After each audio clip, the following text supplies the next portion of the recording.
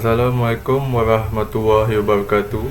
Nama saya Abdul Rahman bin Ahmad Farus, dan pada hari ini kumpulan kami akan membincangkan tentang isu yang perlu diberi perhatian oleh semua orang di dalam dunia ini. Isu tersebut ialah climate change ataupun perubahan iklim. Sebagai permulaan, saya akan menerangkan sedikit tentang isu climate change atau perubahan iklim ini.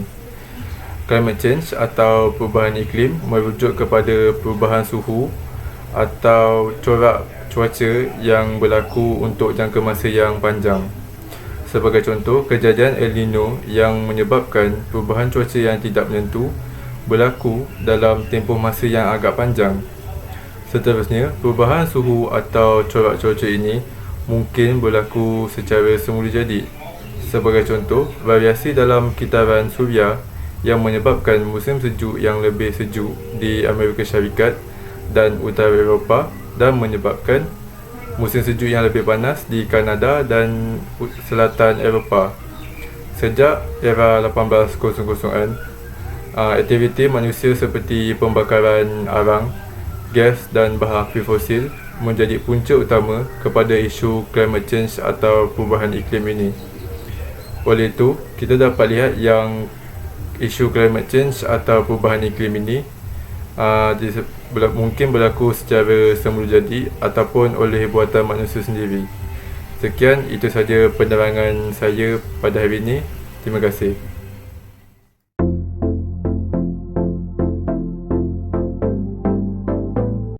Punca-punca perubahan iklim adalah salah satunya pemanasan global.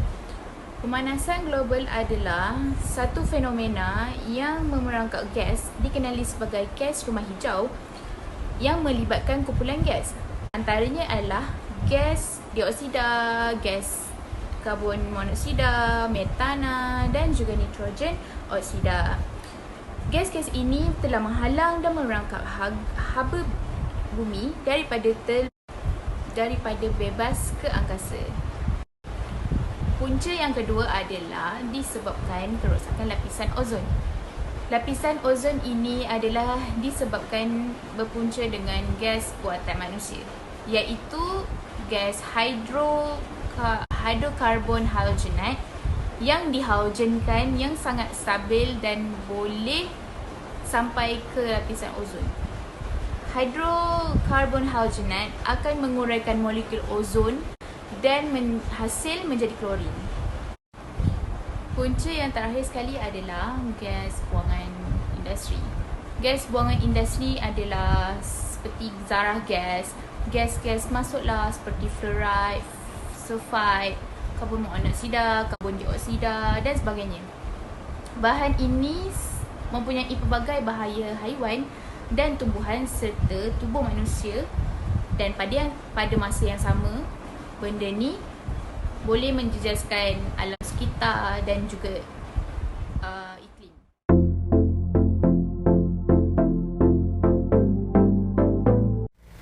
Seterusnya, antara isu yang berlaku disebabkan climate change ataupun perubahan iklim adalah pemanasan global, ribut taufan dan banjir. Untuk pemanasan global, ianya berlaku bila adanya peningkatan suhu atmosfera bumi secara berterusan akibat daripada kesan rumah hijau, yang mana gas yang dilepaskan terperangkap di ruang udara atmosfera bumi dan tak dilepaskan keluar lapisan ozon. Gas seperti karbon dioksida, metana dan karbon monoksida memberikan kesan yang paling ketara ke atas pemanasan global. Contoh aktiviti manusia pula adalah pembalakan. Pembalakan menyebabkan tak ada pokok yang mampu nak serap karbon dioksida di udara. Pemanasan global ini juga boleh menyebabkan berlakunya peningkatan suhu di kawasan seperti Cameron Highland dan juga Genting Highland. Kawasan-kawasan ini mempunyai suhu yang sejuk, tetapi bila terjadinya pemanasan global, kawasan-kawasan ini akan mengalami suhu yang panas. Seterusnya, ribut taufan. Ribut taufan merupakan sejenis ribut yang sering terjadi di kawasan barat lautan Pasifik, iaitu kerap melanda negara-negara Asia seperti Jepun, Korea, Taiwan, Filipina, Vietnam, China dan juga kawasan timur Rusia. Kekuatan ribut taufan dijana oleh haba dari lautan dan wap-wap air. Maksudnya semakin lama dan banyak haba dan wap air diserap oleh ribut taufan, semakin laju dia berpusing. Maksudnya bila satu pusat tekanan udara rendah yang sejuk berlaku, ia menyebabkan udara panas di sekeliling berpusar dengan laju dan menghasilkan angin yang kencang. Ribut taufan merupakan ribut pada tahap yang terakhir. Maksudnya sebelum ribut taufan ada 3 tahap lagi sebelum dia, iaitu disturbance, depression, storm dan tropical cyclone. Tropical cyclone ni adalah nama lain untuk ribut taufan. Akhir sekali adalah banjir. Macam yang kita tahu, air banjir adalah air yang berasal dari sungai ataupun daripada hujan lebat yang berterusan, yang mana boleh menyebabkan limpahan. Jadi bila aliran air tak lagi mampu ditampung oleh sungai dan saluran pengairan yang lain, ia boleh menyebabkan berlakunya banjir. Dia berpunca daripada perubahan iklim dan taburan hujan yang ekstrim akibat kelembapan atmosfera yang tinggi. Selain itu juga, banjir boleh berpunca daripada aktiviti manusia, iaitu macam pembersihan hutan, pembalakan haram yang dibiarkan berterusan, tak terancang dan tak terkawal. Maksud tak terancang tu mungkin diorang melakukan pembalakan dan meneroka hutan tanpa membuat sistem tadahan air. Bila tak ada sistem tadahan air, akan berlakunya banjir. Dan bila diorang buat pembalakan, tak ada pokok yang berfungsi sebagai perintang ataupun barrier untuk sebelum air hujan sampai ke permukaan tanah.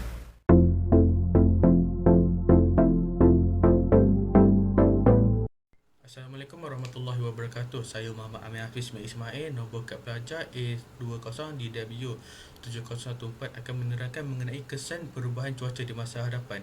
Yang pertama, ia akan menyebabkan perubahan suhu di masa hadapan, di mana ketika peningkatan suhu di seluruh dunia akan menjadi tinggi, ia akan menyebabkan haba yang melampak atau gelombang haba yang lebih kerak dan sengit. Hal ini akan menyebabkan cahaya menjadi panas dan menghangatkan bumi. Permukaan bumi akan menyerap bahagian panas dan memantulkan kembali sisanya. Seterusnya, mengenai peningkatan paras laut. Ketika atmosfera menjadi hangat, lapisan permukaan laut juga akan menjadi hangat sehingga boleh menaikkan paras permukaan laut. Ia berpunca akibat pencairan banyak ais di kutub, terutama di sekitar Greenland. Jika permukaan paras laut ini akan menaik, ia akan menyebabkan kawasan-kawasan ditenggelami air seperti tebing, pantai dan bukit pasir. Negara-negara yang kaya akan mengeluarkan kos yang banyak bagi melindungi pantai yang terjejas, akan tetapi negara-negara yang miskin akan melakukan pemindahan yang besar-besaran dari kawasan pantai. Seterusnya, mengenai gelombang haba. Gelombang haba ini akan memberi kesan kepada kesihatan manusia, seperti komplikasi yang boleh terzahir akibat fenomena ini kepada badan manusia, termasuk ruam panas, ruam yang diiringi keradangan akut serta pembekalan yang peluh, dan juga kejang otot, iaitu kelusuan yang menyebabkan kejangan otot akibat kehilangan air dan garam dari badan melalui aktiviti senaman. Hipotermia ini juga boleh berlaku, iaitu pengumpulan haba yang banyak di dalam badan dalam kadar yang cepat dan daripada pengeluaran haba. Seterusnya, mengenai strok haba. Ketika cuaca panas akan memberi tekanan atau kesan fizikal kepada tubuh badan manusia. Ia akan menyebabkan kesihatan daripada tahap sederhana kepada tahap bahaya, atau boleh mendatangkan masalah kesihatan yang ringan dan juga boleh menyebabkan maut seperti strok haba tersebut. Tanda-tanda awal bagi kesan cuaca panas pada yang mudah terdedah seperti pening kepala yang berpanjangan, mual dan muntah, keletihan dan lesu di seluruh tubuh badan. Okey, terima kasih itu sahaja daripada saya.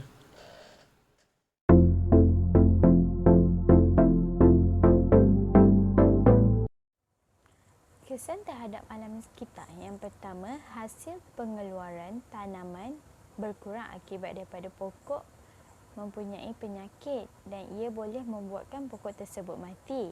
Yang kedua, pencairan ais kutub utara adalah daripada peningkatan suhu boleh menyebabkan pencairan ais di kutub serta boleh menyebabkan kenaikan aras air dan isi padu air laut akan bertambah. Yang ketiga, kemarau yang teruk juga telah menjejaskan aktiviti pertanian, antaranya seperti tanah menjadi kering, dan apabila tanah kering, ia agak tidak sesuai untuk pokok bagi meneruskan hidup dengan sempurna. Kesan terhadap haiwan pula mempunyai 3, iaitu yang pertama, kemusnahan habitat haiwan mengakibatkan rantaian makanan binatang hilang apabila berlaku kemusnahan hutan ini. Yang kedua, boleh menyebabkan kecacatan pada sesetengah spesies, kerosakan retina dan buta bagi sesetengah spesies. Dan ia juga boleh memusnahkan sel mikroorganisma atau bakteria bagi tumbuhan dan haiwan, serta ia boleh menyebabkan haiwan tersebut mati. Dan yang ketiga ialah kebanyakan haiwan liar mengalami kepupusan akibat daripada pembalakan haram yang dilakukan oleh orang yang tidak bertanggungjawab, mengakibatkan banyak haiwan yang tiada tempat tinggal. Kesan perubahan iklim terhadap manusia pula ialah kerosakan infrastruktur, di mana di seluruh dunia masyarakat yang menghuni pesisiran pantai dan infrastruktur yang menyokong mereka seperti bangunan dan rumah, jalan, pelabuhan dan loji rawatan air boleh terjejas. Seterusnya, mereka mungkin menghadapi banjir atau ribut kuat yang merosakkan di kawasan mendatar. Pantai mungkin beralih beberapa batu ke kawasan dalaman. Kesan lain adalah seperti banjir, kemarau yang boleh menjadi lebih kerap dan teruk. Perubahan suhu juga memberi kesan kepada kelembapan tanah yang boleh memberi kesan kepada kehidupan manusia dan benda lain, termasuk ekosistem semula jadi, pertanian dan bekalan makanan hutan, sumber air, penggunaan tenaga dan pengangkutan. Kesan perubahan iklim terhadap hidupan lain pula ialah ekosistem hutan yang terjejas. Meningkatnya suhu bumi akan mengakibatkan perubahan iklim yang sangat ekstrim di bumi, lalu menjejaskan persekitaran hutan dan ekosistem lainnya sehingga mengurangkan kemampuannya menyerap karbon dioksida di atmosfera. Selain itu, pemanasan global yang meluas boleh menyebabkan lapisan ais di kedua-dua kutub bumi, terutamanya iceberg, mengalami pencairan dan menyebabkan peningkatan aras laut yang mana boleh mengakibatkan ekosistem lautan semakin teruk. Seterusnya ialah pulau-pulau kecil yang semakin menghilang. Fenomena pemanasan juga akan mengakibatkan meningkatnya suhu air laut sehingga mampu menenggelamkan pulau kecil di kepulauan, lalu membawa dampak perubahan yang sangat besar kepada kependudukan manusia.